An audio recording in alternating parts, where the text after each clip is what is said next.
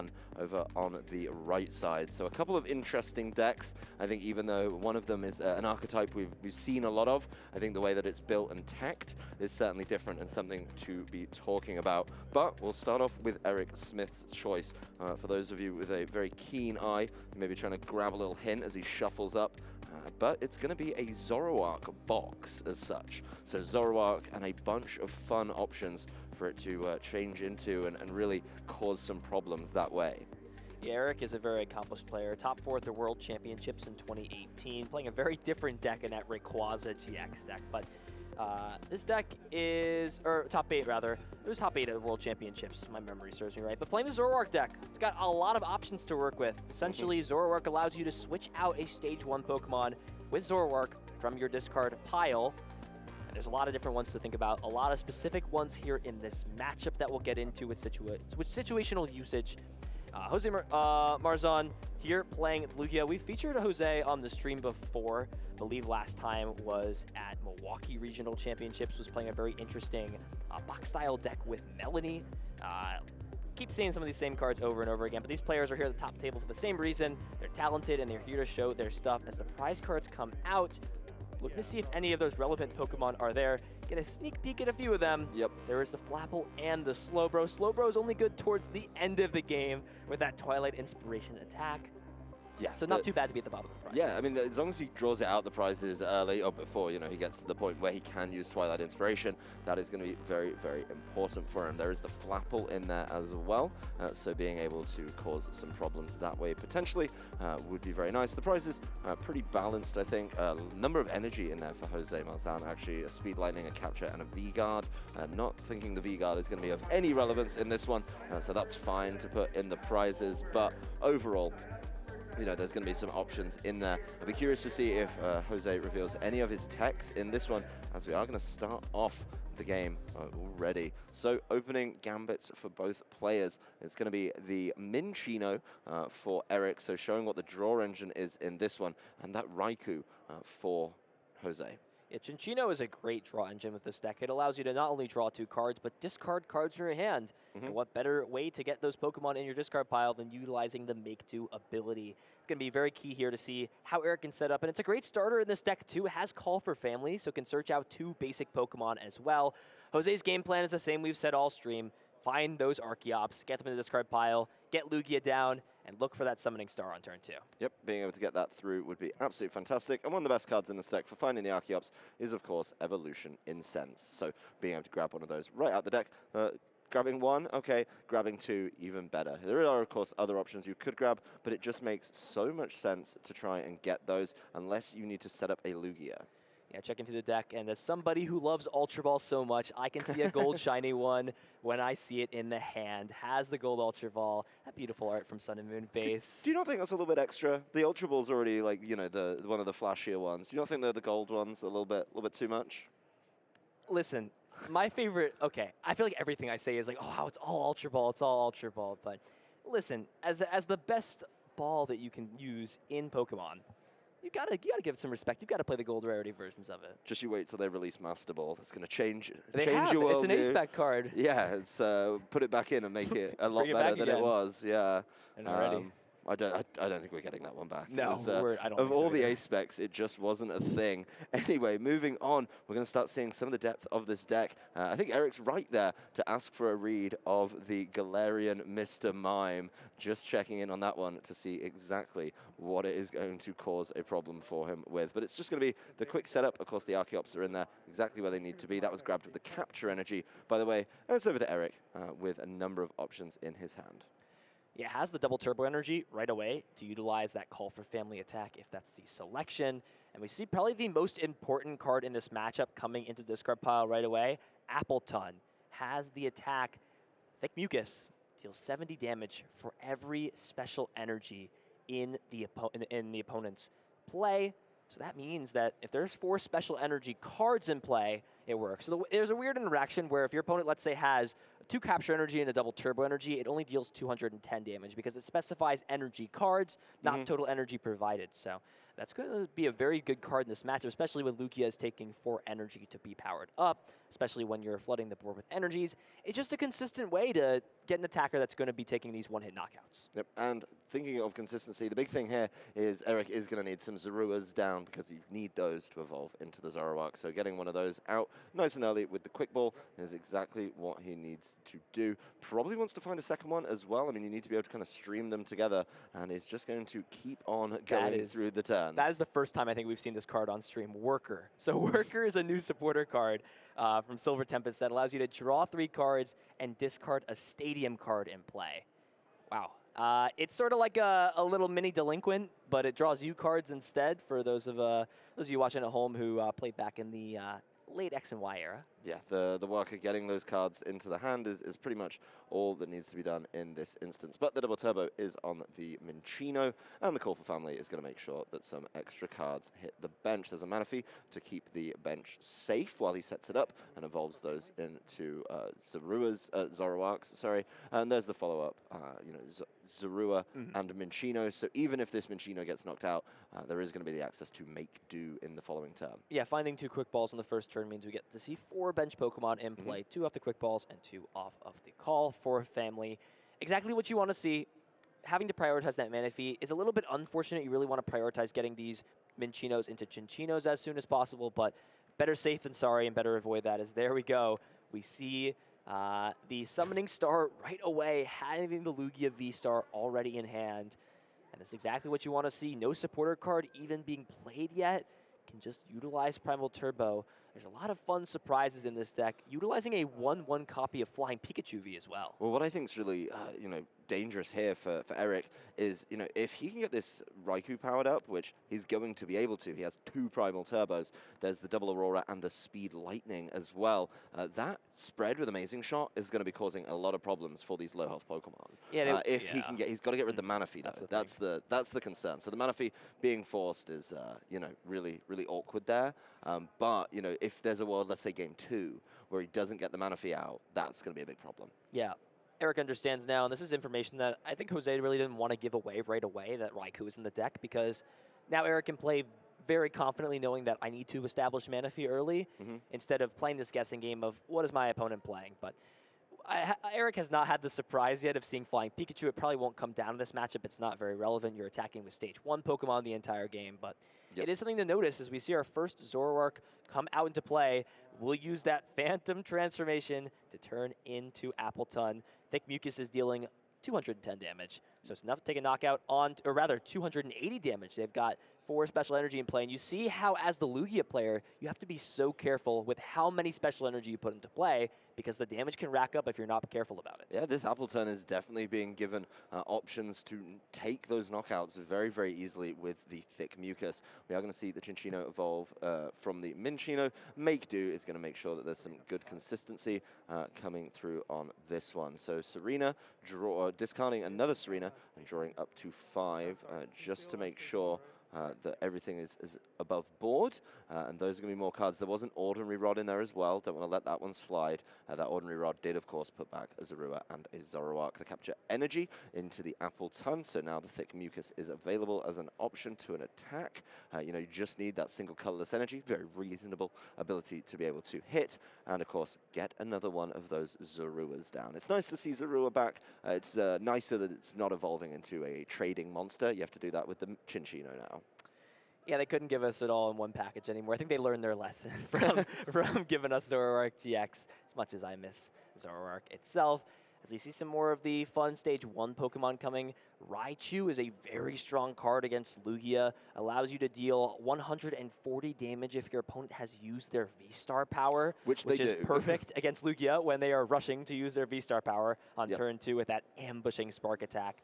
As we said, Appleton taking the knockout. There's a big find there to find the capture energy. That was the one piece missing. And also has the trade ability as well, so can build this hand up big to end the turn off. Looking for maybe one more Chinchino, but does have double Zoroark in hand for the next turn, as well as potentially some follow-up and another Serena. And we haven't talked about Braixen yet, but Braixen is another new card that we got here in the Silver Tempest format that hits for more damage for every Serena card in your discard pile.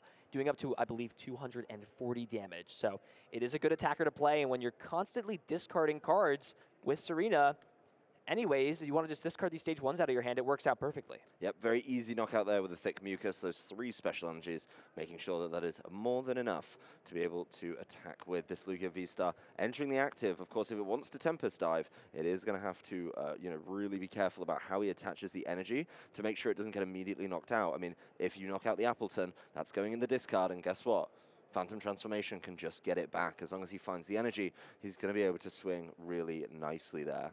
Yeah, Jose is playing a lot of these different cards. You have to imagine where the cuts are coming from. Dunsparce is one of those cuts, which is so tough in this matchup, as we will see Primal Turbo just grab the single energy. So Jose, maybe having the double Turbo energy in hand can play around that, and that's exactly it. So we'll play around the thick mucus. However, does not play around the Raichu, as it's dealing 280 damage. There's the knockout.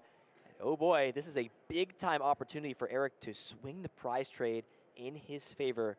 Can he find a single energy card to be able to utilize this Raichu to attack? Well, he's certainly got a little bit of digging to do. We'll be able to, of course, make do and see if he can pull some of those. There's a Serena. Discard some of those cards he doesn't want anymore. They're not needed, so may as well give you more options to look for the energy required. With that energy required, you're going to be able to see, your options are in the discard. You know what's there, but it's not going to be right there immediately. The level ball going in to grab another Pokemon, another one of those little smaller Pokemon, but those are important when Zorua is a factor in your deck. So being able to go in, get something under 90 health, and then just pull it out is really, really good. And of course, it's another card out of the hand.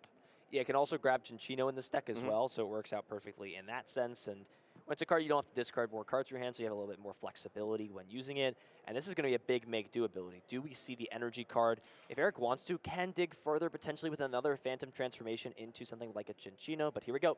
2 cards here. Do we see the energy? And there it is. The second card there finds the twin energy. This Zoroark can utilize Phantom Transformation to turn into Raichu. And this is such a big turn of events. Ambush Spark, the first time we're seeing it here this tournament, dealing 280 damage. The little Raichu taking down the big Lugia. And this is just showing, I think, already the depth of this deck. We've got a knockout from Raichu. We've got a knockout from Appleton. What else is going to get a knockout in this game? Are we going to see the Slowbro at some point? It has been taken out the prizes, remember. So being able to, get there would be really, really big. Slowbro was a card that when it came out, people were like, this attack is way too good. The fact that you can just close the game out by taking 2 prizes is ridiculous. And now this deck has gotten a few more relevant Stage 1 Pokemon that have fit well into the meta. Slowbro's time to shine is today. Jose's got to do something to stop this. The problem, again, is that there's so many easy ways to knock out something like the Archeops. Because Archeops is also weak to Lightning, it can still be knocked out by Raichu with Ambush Spark. Oh, yeah. So it's going to kind of come down here, it seems, to can Eric miss a beat? But with having so much support every turn, Jose's board is very different. It's just Pokemon that can put energy into play, and all you got to do is find the attackers. That's the story with Lugia. With Eric, it's constantly digging through the deck, constantly thinning cards out, constantly drawing cards, and trying to hit the energy cards to fulfill the attacks. Well, the Primal Turbos are powering up the Archeops. Of course, losing 2 prizes for that Lugia V-Star is definitely painful and is going to cause some problems. Choice Belts going down across the board. Not going to be relevant, but at least they're not in the hand anymore. Definitely don't want to be shuffling those back in later. A V-Guard energy attached as well to this Archeops. Not going to be relevant, but thinning out all of those cards, making sure they're not going back just before this Marnie is played. Eric probably won't mind the Marnie, to be honest with you. He's already got the Zoroark set up. If he knocks out this Raichu, you're then potentially, if you're Jose, opting into this 1-for-1 prize trade. And if you do that, Eric's ahead. And that's how you're going to be able to lose the game. So you want to disrupt his hand as much as possible. Make sure he doesn't find energies. That's going to be really, really big. Because I think if he falls short on the energies, then you're in danger. But there's certainly options in there. Looking at the hand, I mean, there's plenty of Phantom Transformations available there. There's the energy right away, so an immediate knockout in return. There's the Bird Keeper to see a few more cards, as well as get the Zoroark that's already evolved into the active, so it doesn't even have to search it out. And that's going to be able to Phantom Transformation into pretty much whatever he wants at this point to just keep that prize trade going. Zoroark is a deck that you have to know how to play against this deck. It's not as simple as being up against the prize trade because, again, Slowbro just swings that ahead. Even if the prizes right now looked like Jose had 2 and Eric had 3, Slowbro would still win the game because it can take those last 2 prizes. So you could still be behind in the prize trade and win with Zoroark. You have to pretty much take the game and make it a landslide to beat this deck, or hope they whiff for several turns, because otherwise this deck can keep up with knockouts easily and then utilize Slowbro to finish. So it's, again, coming down to every turn. Does Eric find the energy? Luckily has multiple copies in the hand, so if there's no Mari that comes out, it pretty much is just going to come down to the fact of, can Eric stream Zoroarks, which means, do we see the recovery cards like Ordinary Rod? We haven't seen that come down yet. There are 2 in this deck.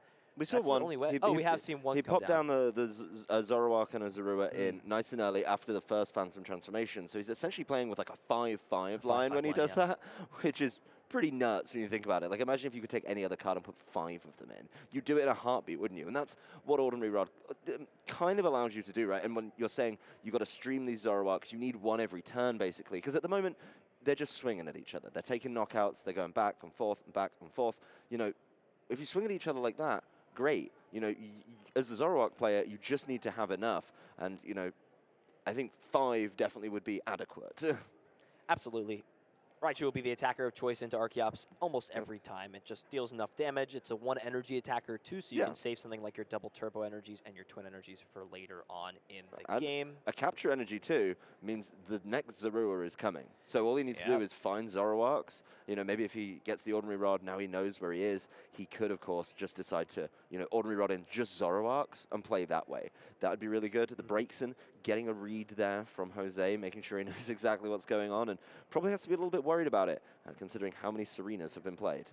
Yeah, at this point, because of the weakness in this deck, Breakson is essentially doing the same thing as Raichu in terms of damage, so, and it requires 1 more energy, so Raichu will be the attacker of choice in almost every circumstance here, as long as there's a Pokemon that is weak to lightning. But Eric is more than happy to just continue to take these prize cards, going down to just 2 prizes, and Jose has to pull something here, has to make something happen. Otherwise, you can't continue to prize trade like this, because even if Eric were to take a single prize until Jose goes to 1, Twilight Inspiration, and that's the game. Yeah, as soon as it's going. There is going to be the collapsed stadium in play, so of course that bench has got to have something disappearing from it. In this case, it's the Manaphy, and I imagine he's feeling pretty safe now. He's dealt with that Raikou, doesn't have to worry about it. You know, he's not going to get caught by the amazing shot.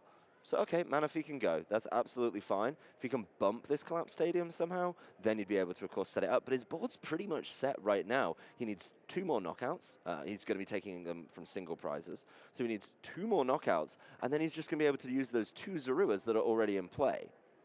Yep, there is the Charizard. This is one of the cards that does not have an easy way right off the bat to be knocked out. However, with the Breakson down the discard pile, I believe there are 3 Serena, one of them still in the prize cards, so that means that will be enough damage to take a knockout onto the Radiant Charizard. However, it's not an attacker that you can really use back-to-back because you are unable to use Combustion Blast the turn after, and this deck isn't really playing switching cards to move in and out. So it is an efficient attacker, but it's not a great attacker to chain back and forth like it is in a deck like Lost Box, so to say. But a smart choice here, too. Going after the Zorua, wants to try to limit the options Eric has to deal with this and potentially set up a Slowbro or another Pokemon on the turn after this. Yep. He can also just attack it with the Archeops, which means if Jose is able to target down another Zorua again the following turn, Eric could be out of luck. Well, yeah, it could get really tough. If he goes Zorua, let's say, you know, the Archeops is going to get knocked out here, promotes the Charizard. If he can target down that next Zorua, then he's forcing that Raichu to come back, and that Raichu isn't going to be able to get the easy knockout on the Charizard. So smart play from Jose, but he's going to need, you know, another couple pieces. And he's going to keep drawing with the Make Do.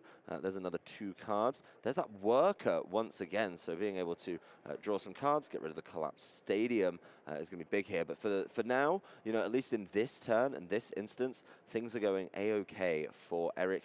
You know, he's going to be able to get the knockout on Archeops. That, of course, you know, gets rid of Primal Turbo, so you're really stuck with just that Charizard. And that's the problem, is even if the Charizard doesn't get knocked out the following turn, how are you attacking with it again? How are you taking the last prize card? And that's the issue. And looking at Jose's list, there is the 1 copy of Birdkeeper, and that's really the only option. But even with that, you still have to find the way to retreat back into it. And unfortunately, as much as Glary Mr. Rhyme likes to skate around and have his own jolly little way, does not have free retreat. He is not that easy to move. Yeah, and of course, you need to power it up, and without the Primal Turbo to accelerate those energies, you're certainly going to be struggling. Once again, Ambushing Spark doesn't need the boost. It's certainly an easy knockout there on the Lightning Weak Archeops.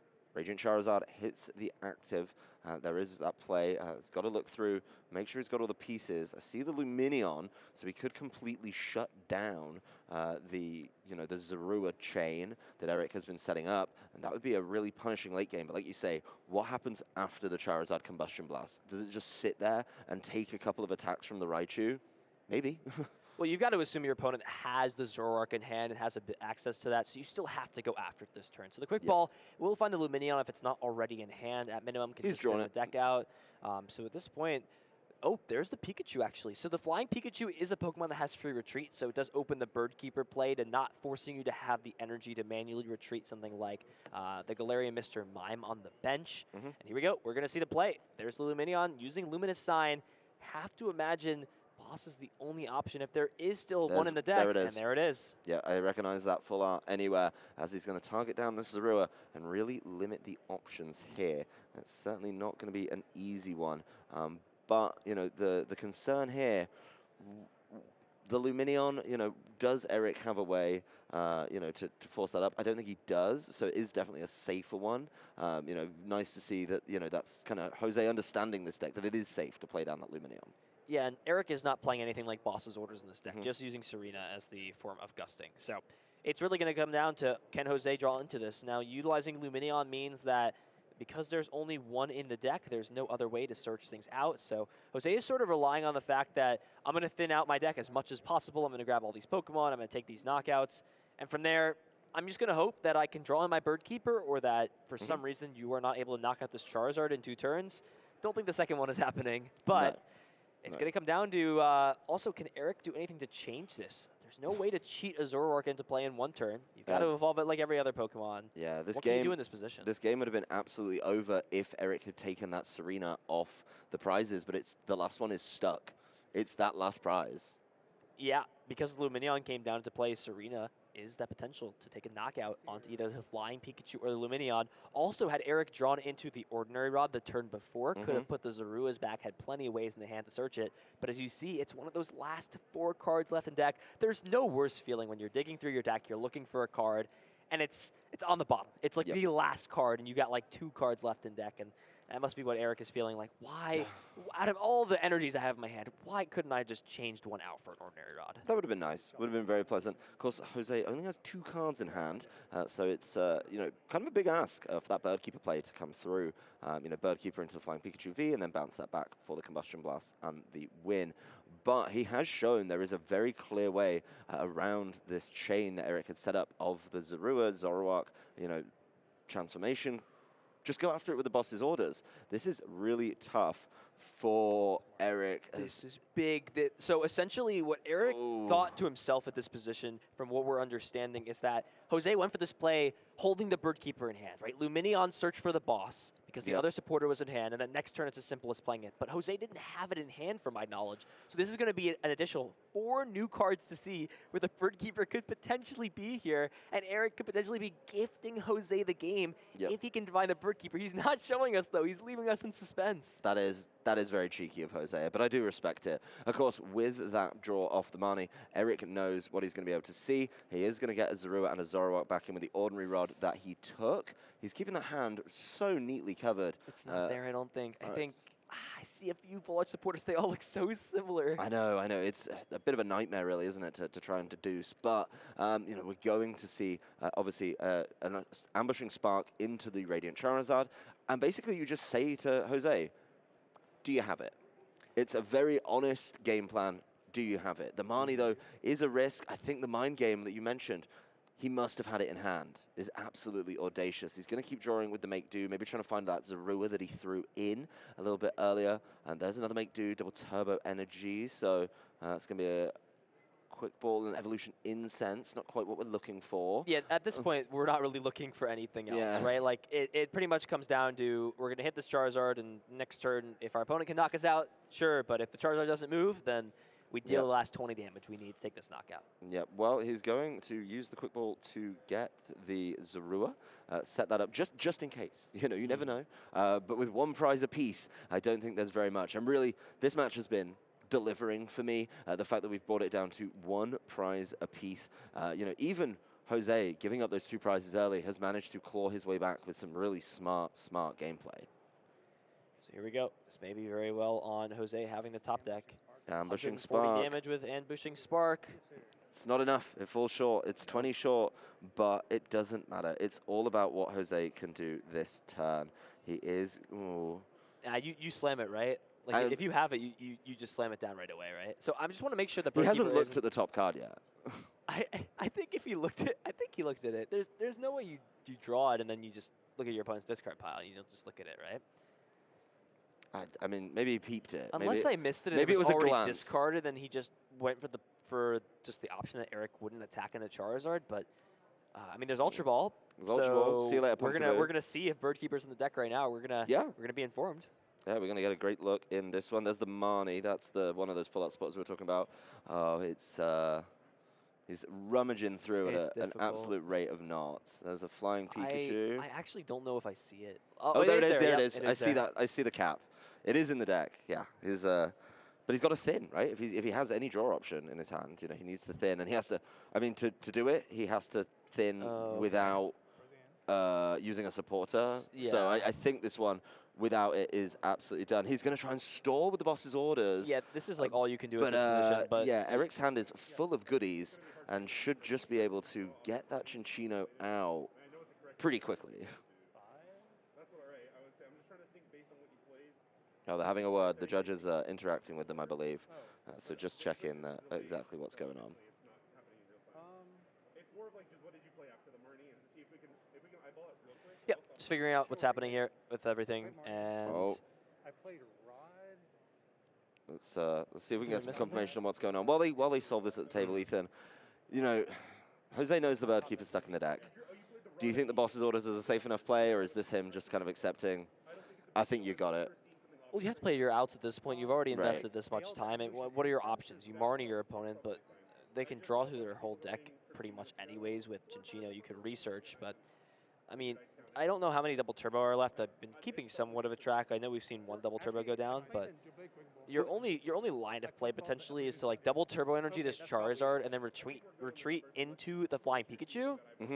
And from there, once you retreat into Flying Pikachu, it doesn't get knocked out, even with weakness to the Raichu.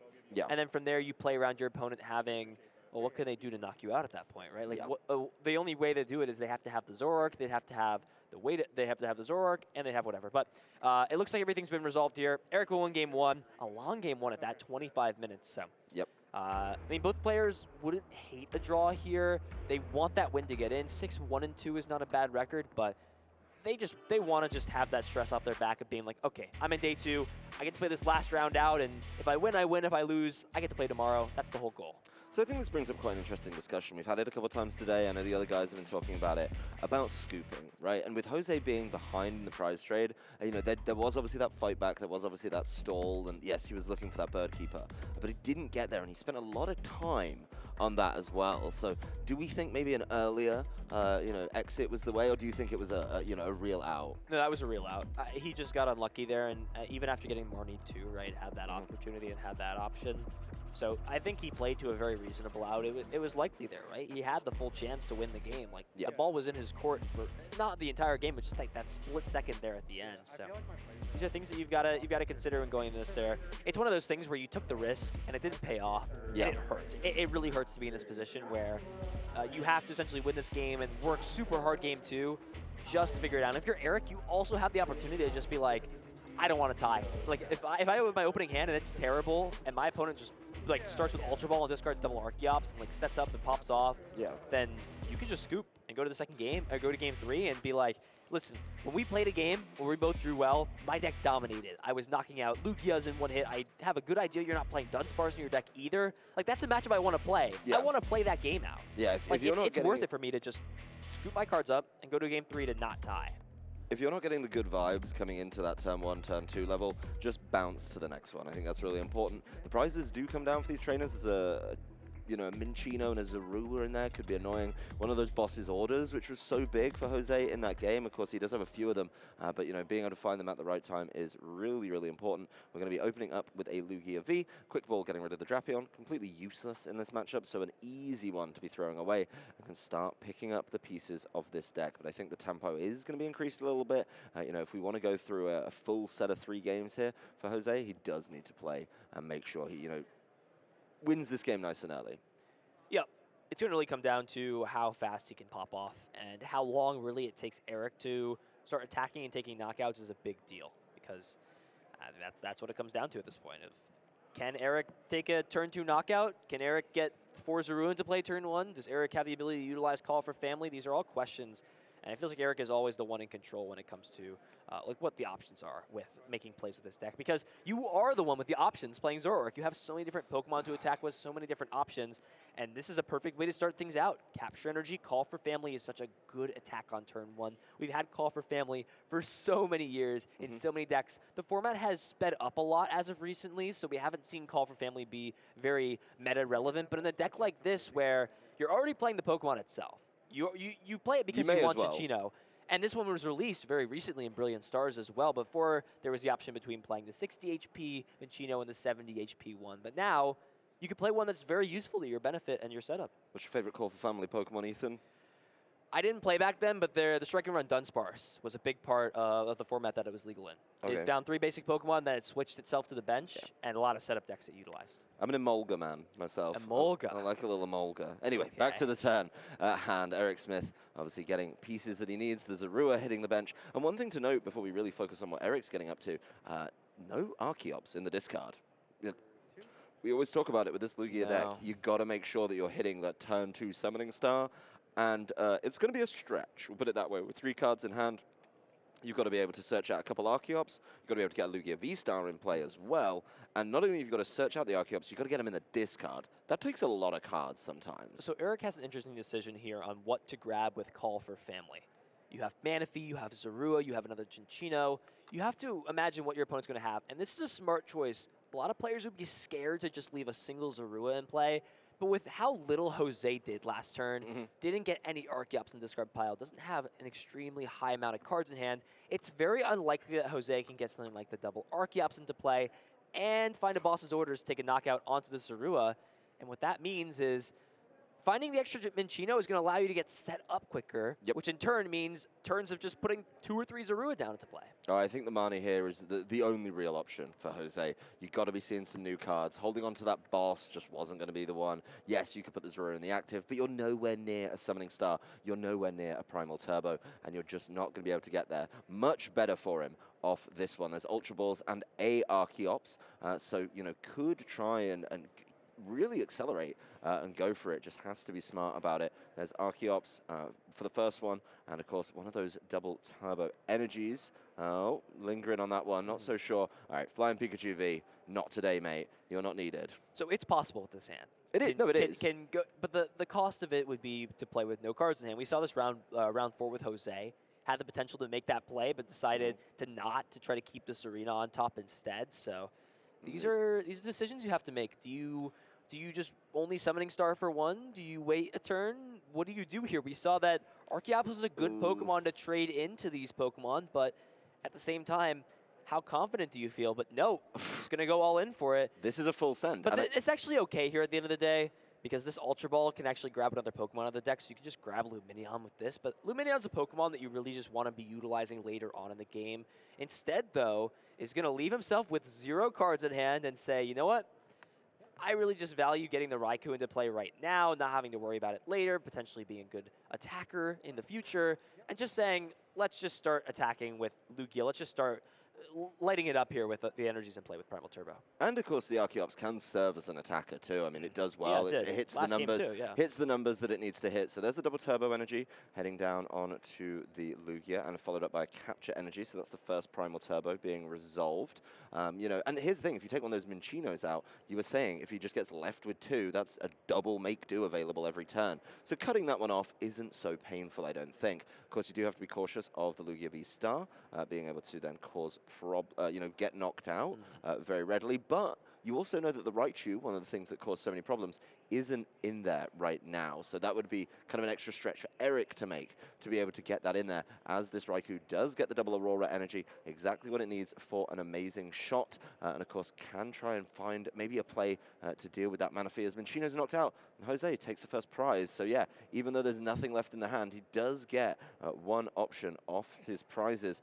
Looking at the prize map, I believe I can take a little guess at what it was. I think looking from earlier, it's going to be a quick ball, so not the dream, but at least you could maybe, you get one more card. Maybe you could grab a Luminion. I mean, the quick ball will allow Luminion to be searched out with the top deck, so not bad at all. But the question here is, what can you really do? Every time I see Worker, I just have to like re-look at the card again, because we're not used to seeing this card at all. There's a lot of draw 3 effects we've had in the Pokemon trading card game, but Eric really values being able to discard Stadium cards. With this deck, there's a lot that can make the deck go wrong. Stuff like Collapse Stadium is annoying. Stuff like Temple of Sinnoh, that is another card that's really annoying. So having access to just getting rid of the stadiums while also drawing cards, you're fine to build up these big hands because that's what the Cinccino engine does with your deck. You're getting +1 every time you use the ability, and you're getting rid of these Pokemon you already want in your discard pile. Yep. So how do we think Eric wants to go about this? Obviously, he needs to be able to get a Zoroark in play, and then he needs something for the Zoroark to transform into. That's the big question right now, is how is he going to be able to make that play? We'll see exactly how he goes about it. Let's see what he decides to do on this one. Looks like he's mulling this one over. Not an easy decision with the capture energy going onto the benched Zorua. So the problem is the hand does not have anything else going for it. There is just some supporters and some searching options and no way to find a Zoroark. So with how it stands, that's going to be it. It's going to be a pass over of the turn. This would have been a big opportunity to take a knockout with the Appleton. Again, Jose is just putting plenty of these energies into play, not really caring about taking... Could have just taken this knockout with the 3 energies on the active and forced maybe the Raichu to come out if the Raichu wasn't already in the discard pile, but maybe just assumes, hey, there's enough threats in the discard pile already. Maybe the Raichu is already in there that you just take the knockout, and it's a big opportunity for Jose. Can start this game up potentially 2 prizes ahead, and you need that tempo when you're not playing cards like Dunsparce where essentially everything is getting knocked out in one hit. Except for Charizard, as we saw, that was able to avoid it. But assuming a Zoroark can come into play any turn, assuming there's stuff like Serena in the discard pile, there's always that option. Yep, well, he's got Luminion, pulling that right on up to the front, being able to, of course, get a supporter of that. He's going to be taking the boss's orders, it looks like. So targeting down these Pokemon on the bench has been a really, really big thing for Jose. And while it didn't quite work out for him in the previous game, with the fact he's ahead on the prize trade, I think he's feeling pretty good about it. Primal Turbos to follow up. He's left the boss's orders face up. That's fine. Oh, there it is. Flips it down. So this boss's orders has a few potential options to target up in there. The Manaphy is the big one, of course. Yeah. However, you could also make the argument to just grab the Cinccino. Your opponent didn't really do much last turn, but the fact is, removing Manaphy is going to open up these multi-prize turns, and that's what Jose is looking after. To try to utilize this Lugia, take some knockouts, commit the energy to Lugia. Jose understands at this point that Eric is not playing any way to target down these 1-prize Pokemon. No spread damage, no fun shenanigans like that. And can just safely power these Pokemon up on the bench just in case something happens to these Archeops. Wants to just have that available. His boss's orders will be able to target down what is most likely the Manaphy. Again, we can't read these players' minds, but yep, there it is. Yep. Manaphy being brought up. And Eric is essentially on a 1-turn clock at this point. Yeah, is there a way to find the Ordinary Rod and search the Pokemon back? If not, Jose can go down to 2 prizes, potentially without Eric taking any. I honestly think Eric has to fire back. He has it in hand. Now. He has the Ordinary Rod in hand and the Quick Ball. He's got to get all of the pieces, though. I mean, his discard for options for Phantom Transformation aren't looking so hot, looking in there right now. So I think that's something he's going to have to really consider. He doesn't have the Raichu in there right now. That would be a really good Pokemon to swing with, but he doesn't have it available. And like you say, it's really 1-turn clock for me. There's the Bird Keeper to switch into the Zorua with the energy, draw some cards, maybe see one of those Pokemon that needs to go into the discard. Wow, that's a big 3 cards. Yeah, there's an Evolution Incense. That's absolutely huge. And the Zoroark itself, so being able to play that one just feels really, really good. Of course, when you swing that, quickly back, though, my big concern is this Raikou is just going to come up to the front and start going crazy with the knockouts. Yeah, that's what it comes down to, but does have the Ordinary Rod and a way to search it out, as well as the Evolution Incense. Has not utilized the trade ability yet either this turn. or rather make do. Sorry, I'm used to. I I've been wasn't used to gonna. I saying, wasn't gonna correct you. We all know what you meant by trade. Ethan. We're all good. I'm glad we're on the same page here. I still miss it, but make do is the same. So make do will be able to discard what is most likely going to be the Raichu off of this evolution incense that will be able to take the knockout. Appleton also does the same thing. The thing with Appleton is sometimes it can do more damage than Raichu depending on the Pokemon that comes into play. So it's just a good card to have. I think Raichu is a more consistent stream of damage, so it's a little bit better, but Thick Mucus is still a really strong attack. Yeah, it's going to be able to easily get the knockout onto the Lugia V-Star that's sat in the active. But, I mean, it's not going to withstand anything from this Raikou. It's just going to get knocked out in response. I think that's going to be kind of a really easy way for these turns to go. Of course, Eric needs to make sure that it's in the discard, and Make Do is going to help him do that. Another Chinchino means if he gets another option, then he's going to be in great shape. So, Ordinary Rod looking in that discard, saying, you know what, I want to get some of these pieces back, would be able to go for it. It looks like they're having a discussion about the execution of the Ordinary Rod, just making sure everything is above board. So Ordinary Rod being lingered over for a second. It's just a thing where you're on stream and sometimes it's just a little bit stressful, and sometimes you're so focused that Eric is going to play the Ordinary Rod at some point, but I think his reasoning for not playing it now, or rather considering not playing it, is maybe there's another Pokemon to bring back instead, right? Yep. The Manaphy's still going to come back, but right now, it's okay. We're just going to see the Manaphy come back. Nothing else is going to change. The Manaphy has to come back, otherwise this Raikou is going to run absolute riot over this one. Manaphy back, so I'm like not too. Yeah, so it's not a big difference. Manaphy's still coming back, but you could get a little bit more value on it later on, and I think that's really what Eric is considering of waiting to draw into potentially some more of these cards. But the way it works in Pokemon, for the most part, is if you let go of a card and if you play a card, then it sort of is considered as being played, and that's sort of the discussion here. Is Eric sort of played it down in the discard pile, but as long as both players are on the same page and it agreed, it's up to the players to decide how they're going to play through this. But, I mean, we haven't touched on all these attackers so far in the deck. There's a lot of different ones to go over, but we're just going to stick to the ones that are relevant in this matchup because a Zoroark box is a deck that, I mean, I enjoy playing it. I play it on ladders sometimes. I play it when I've got some spare time. It's got a lot of versatility, but it is a deck that, like, if you like had a little quiz you put online, it's like, okay, this Pokemon is attacking you. What Pokemon do you use into this? Like, oh, I use Raichu for this one. Or, okay, I'm going to use Flapple for this to do 50 for every ability. It has that versatility. And we talked about that before with Kreckler's deck. It's the same thing here, but just a little bit different. And, I mean, the thing I keep hearing online is how does this deck beat Lost Box? That's a whole different topic. That's a very good question. You know what? If you don't hit Lost Box, this Lugia matchup has been pretty convincing so far for Eric. And everything else that wants to trade into it, like one prize decks, like Mew VMAX as well. It's got the Mighty Enna for that as well to deal some solid damage. Yeah, it's also pretty good. I kind of wanted to bring that up with the Hustle Bark, being able to attack for free. You don't have to really power it up. That's a good ability and of course, name. That's that a is great a ability great name. ability The name. trainer art's really good for it too. Yeah, I awesome. also really enjoy that card. He is snacking for sure on the trainer art. Oh yeah, he's very excited by the offerings on the table. But anyway, it's not relevant here. There's no Mew. There's no Mew. It's in the discard, He's and it's everywhere. staying there. Anyway, Appleton is in the active. Appleton is, of course, going to be able to take the knockout with the Thick Mucus, very comfortably so. And the presence of that Manaphy means the next couple turns get a little bit dicey, I think, for Jose. You know, he was going to be able to run away with it with the Raikou, but, you know, has to maybe target it down again, being able to cause some problems. Evolution Incense grabs an Archeops, Aurora Energy goes down onto the Luminion, and then there's going to be a Primal Turbo to follow things up. The Luminion, you know, could just Aqua Return here and get a knockout of its own, get out of the way, and of course, be able to be used later if he needs to find another supporter. Yeah, I think that effect, too, of grabbing Boss or Birdkeeper later is a big plus, and it's the reason that Luminion already is great in this deck to find supporters to keep your deck consistent, but more so because you just can put it back in. And there's a lot of Pokemon right now that are super powerful tech attackers, like the Charizard, like Yveltal sometimes in the matches, and Luminion just does what you want it to do. It's your supporter, it's your searcher, but it also can take knockouts and put itself back in the deck when need be. Well, another prize for Jose, as that Appleton is felled very quickly, immediately removed from play with the Aqua Return, and the Aqua Return puts it right back for later, a little treat, a little snack you can save yourself to pull up one of those key supporters. There is going to be more cards hitting the discard, thanks to the Make Do. This is a massive, massive hand for Eric. You know, and the big thing is that Serena, you know, isn't going to be a draw option right now with way too many cards in hand to get any value out of it. And the problem is this hand has everything. It has energy, it has ways to draw cards, all that stuff, but it has no access to any Zoroark right now, and that is the big miss for Eric.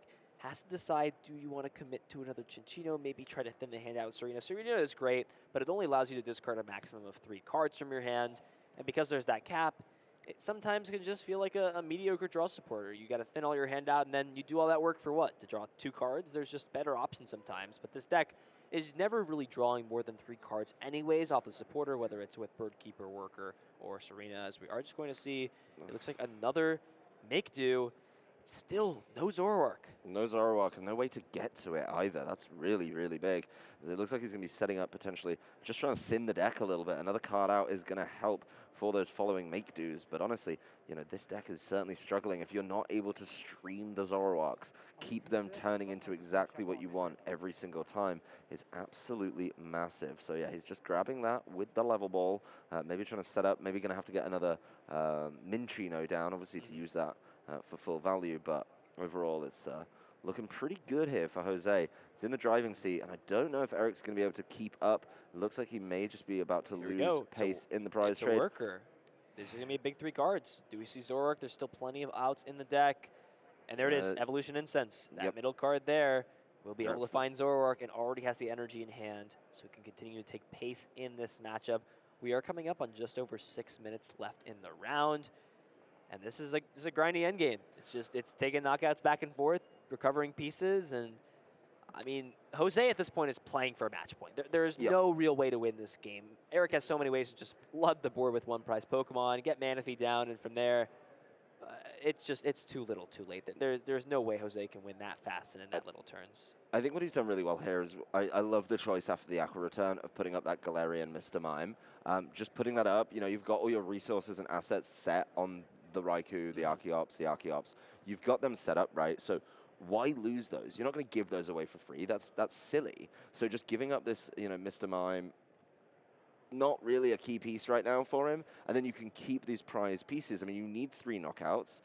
You know, you're facing a single prize deck. You need 3 knockouts. Okay, you now have 3 attackers that are going to get knockouts every single time. And I don't think Eric has anything he can throw up to block that as such. You know, the thing here is the Serena, you know, he needed cards if he was going to play that. He had to play the Worker to be able to get those cards. Yes, he could try and mess around with potentially, you know, a switch if something like a Lugia was down, but it just doesn't have an option. That Serena feels pretty useless right now. Archeops put up in the active, you know, would need a little bit more with a Primal Turbo to be able to attack. But it's not really a stretch to go in and find a special energy in this deck when you literally have an ability that says, go and get one. Absolutely.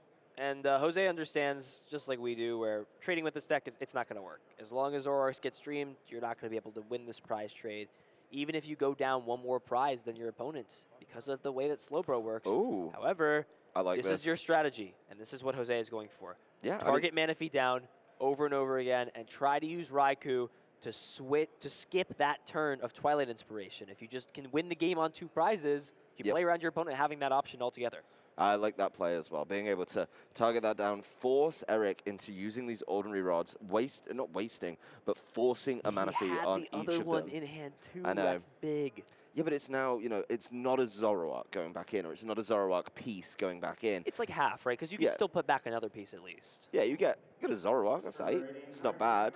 But, you know, it's not Zorua Zoroark, which I think is the optimal for something like this. Of course, the Appleton is going to be able to just take a knockout here, which kind of helps Eric a little bit, right? He didn't have to spend Zoroark pieces on getting that Appleton set up, because Jose is so laser focused on this Manaphy, which he is just going to be able to get back. Quick Ball, discarding Quick Ball. Here we go. Where is it? Oh, it's on the top, and it goes right back onto the bench. Yep, saying, hey, I understand Raikou is the most powerful card in this matchup, and all that matters is this turn. If there's any turn that Manaphy could be down, this is like the most important turn, where you could skip the 1 prize turn to just win the game. And this is what it matters. So the big thing here is, you know, honestly, Eric has quite a clean line. If, you know, he can get the position for the Slowbro, if he forces him to play into the Slowbro, he could swing it back. He's just got to play into it. And I think that's, you know, forcing it with the Manaphy every time is exactly what he needs to do. So Eric definitely not out of this game yet, even though Jose has set up his board very, very nicely. Just seeing the deck get thinned out a little bit. We're seeing the Evolution Incense get played. utilizing these trade abilities, make do abilities, take these Pokemon out of the deck that aren't needed. We're seeing some ones we haven't seen at all. There's the Hisuian Zoroark from Lost Origins. I got a pop quiz. Do you know what that card does, Adam? I'm not 100% on the Hisuian Zoroark. That's not the V and the V star. It's not the V. It knocks out the opponent's active Pokemon if they are still in the active at the end of the turn. And it does it for free, though. It doesn't attack for any energy cards, but if your opponent doesn't play a way to switch back and forth a lot, it just takes the knockouts. The Doom Curse, being able to deal with that one. I remember reading it, and I think I bulked that card really quickly. I'll be honest. Mistake right there. No respect for it from me. I thought it seems like a fun idea, but then this was when everyone was just playing, 14 switching cards, and you just thought that is not worth it. No, it's difficult, but in those niche scenarios, their decks right now aren't playing that many switch. It can be really solid. Okay, so Eric's path to victory here, kind of clear. I mean, this Raikou can't take both the knockouts. He's got Zoruas on the bench. I know the Slowbro's in the discard, so is he just going to be able to swing this game as soon as we go to time? There's the quick ball. I really think, Eric's in a great position to be able to swing this one as long as he can, at next turn, and assuming Jose gives him the opportunity to use that Slowbro, use that really annoying Twilight Inspiration. And this is the thing, too, is because Jose has these special energies in play, there's no way to prevent this Appleton from taking a knockout. There's like a weird thing you can do where, because there's only 2 Zorua in play, you could like wait for your opponent to get greedy and like evolve into a Pokemon and then utilize boss's orders to make sure they can't use Slowbro on that turn. But because no matter what you do here, because there's 3 energy in play, even if you retreat off the Raikou, the Appleton's going to be taking a knockout, or it can take a knockout this turn. Okay. And, it looks like the only out for Jose here is to just Marnie and pray. Marnie, give Eric a small hand size, and hope that there's no Zoroark and no Double Turbo or Twin Energy. There were 2 prized, so now one of those will be on the bottom of the deck, but Eric plays so many different ways to search the deck and shuffle the deck up that if any of those can just rearrange the deck a little bit, those are the pieces that are needed. It's very clear here, and oh boy, I would be happy if we can see a Twilight Inspiration. I don't know if we've actually seen it on stream yet, but that is the way to win the game. That is like a walk-off home run, right?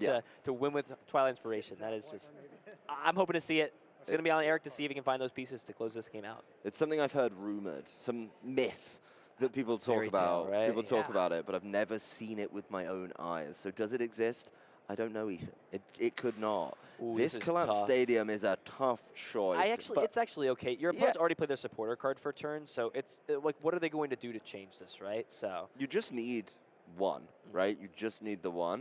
This is actually really smart. He's avoiding it. He's so desperate to avoid it. Oh, actually, it doesn't change anything. He's just going to Lumini on it. I mean, he's just going to Lumini on it back in. Yeah, I thought there was like some play he could have done where if the energies weren't left on, something would have changed. But it looks like this is going to be it. Aqua Return taking the knockout. Do we see it in hand?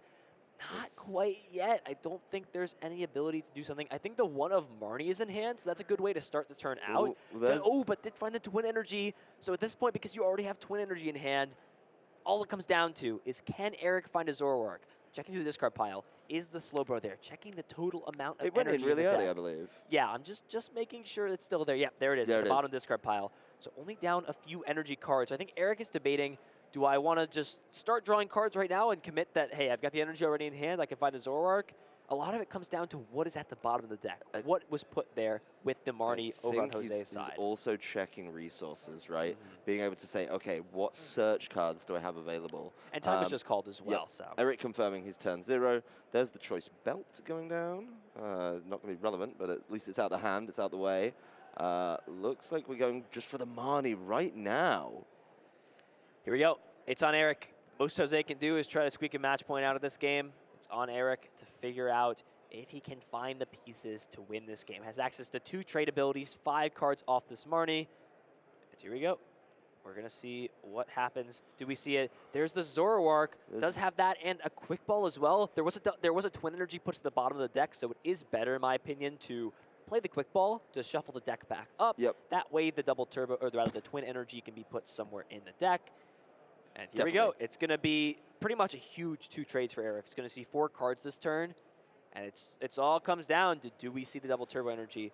Also, no, I forgot. So Actually, the way this can work at worst anyways is as long as, well, Eric needs to find, Eric has the Zoroark, right? Yep. So because we're still in turns of time, even if Eric isn't able to find the Twin Energy, it's still an okay spot because what can happen here is the Zoroark can utilize Thick Mucus on the Appleton to knock out the Archeops, and then what is going to attack the next turn over on Jose's side? What is there that can, there's no way for this Raikou to attack the following turn. It only has a single energy. So at worst, Eric is not losing this game because he can remove the attacker. But I want to see him win now. Where I is want it? to see him win faster. There it is. He Yeah, has he's hit it. We're going to see it here. The Zoroark Phantom Transformation turning into the Slowbro. And there it is. It's has real. the Twin Energy. It's real. It exists. And there it is. Twilight Inspiration. Can only use it when your opponent has one prize. Taking the final two. Eric Smith will advance to day 2 at 6-1-1.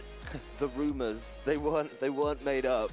Twilight Inspiration sealing a game here and putting Eric into day 2 as well. Fantastic play from both trainers. I think Eric, going the distance, showing how frustrating these one prize decks can be, but showing the depth and breadth of this fantastic Zoroark box. Honestly, I really enjoyed that game. I think this is one of those, we talked about it with Adam earlier. We said, do you put in the reps against it? Well, no. I mean, you get to see the cards in the discard. You get to just know exactly what's going on at all times. But fantastic gameplay from both trainers. I think Jose did a fantastic job fighting back. But ultimately, in both games, the loss of the Lugia skewed the prize trade. Giving up that Lugia V-Star to that Raichu. The Raichu wasn't prized. That was huge for Eric. Being able to grab that, yes, you have to Summoning Star. But then you're looking at taking 280 damage, and yeah, that is a knockout on a Lugia V-Star. That's 2 prizes, and against a 1 prize deck, that kind of off-balance trade really hurts. There's a lot of things that can go wrong. Not having the Dunsparce there was definitely a big time disadvantage there for Jose in that game. You have Dunsparce, you can avoid the Raichu taking those prizes early on. The Raichu also can't take prizes on things like the Archeops as well. And I think Jose played really well there. Jose had not really many options. There were a lot of cards that weren't valuable there. Things like the Flying Pikachu couldn't be used. The Galarian Mr. Rhyme had no effect in the matchup, right? So things like that, you're kind of already playing disadvantage because you've got cards that don't help you at all. That are there for different circumstances. While with the deck over on Eric's side with Zoroark Box, well, they're Pokemon you don't use, sure, but you can just go ahead and discard them like you would everything else. We don't really care. You're just going to trash them with Serena anyways. So. Just make do them, Serena them, whatever you need. It really does work really nicely for him. So fantastic execution of a deck that I know Eric's been working on a whole lot. A lot of people have been talking about him being the standout player of it here in the room today. And going into day 2 with it, showing all of the options. I mean, there was literally, I think, 3 attackers that we four attackers we didn't see. Obviously, we saw them go into the discard across the games, but just showing all of the options that you have to start hitting things with.